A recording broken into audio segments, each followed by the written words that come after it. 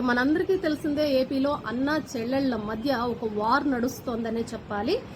CM Jagan ఏలుబడిలో బడుగు బలహీన వర్గాల జీవన ప్రమాణాలు అధ్వాన్నంగా మారాయని ఏపీ పీసీసీ అధ్యక్షులు షర్మిల ఆరోపించారు. మనం చూస్తున్నాం, షర్మిల ఎప్పుడైతే కాంగ్రెస్ పార్టీలో చేరారో ఆవిడ జగన్ గురించి అనేక ఆరోపణలు చేస్తూ వచ్చారనమాట. ఆమె అన్ని క్వశ్చన్ చేస్తూ ఉన్నారు. రాష్ట్రానికి ఏం చేశారు, రాజధానులు ఎందుకు ఇవ్వలేకపోయారు, ఇలా రకరకాలుగా ఆవిడ క్వశ్చన్ చేస్తూ వస్తున్నారనమాట. ఇక ఆవిడ ఇవాళ మాట్లాడుతూ రాజ్యాంగపరంగా దక్కాల్సిన హక్కులకు కూడా దిక్కు లేకుండా పోయింది అని విమర్శించారు. ఈ మేరకు జగన్ కు ఆమె ఒక బహిరంగ లేఖ రాశారు. నిధులు దారి మళ్లించి బడ్జెట్ పరంగా ఉప ప్రణాళికను మంట గలిపారని కూడా ఆమె దుయ్యబట్టారు.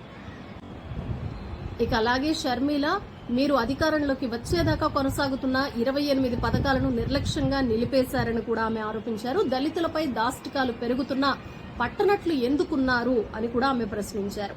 దాడులు నివారించి వారిని కాపాడే నిర్దిష్ట చర్యలు ఏమీ చేపట్టలేదని, దాడులు చేసిన వారిలో ఎక్కువ మంది మీ పార్టీకి చెందిన పెత్తందారులే అని కూడా ఆమె ఆరోపించారు.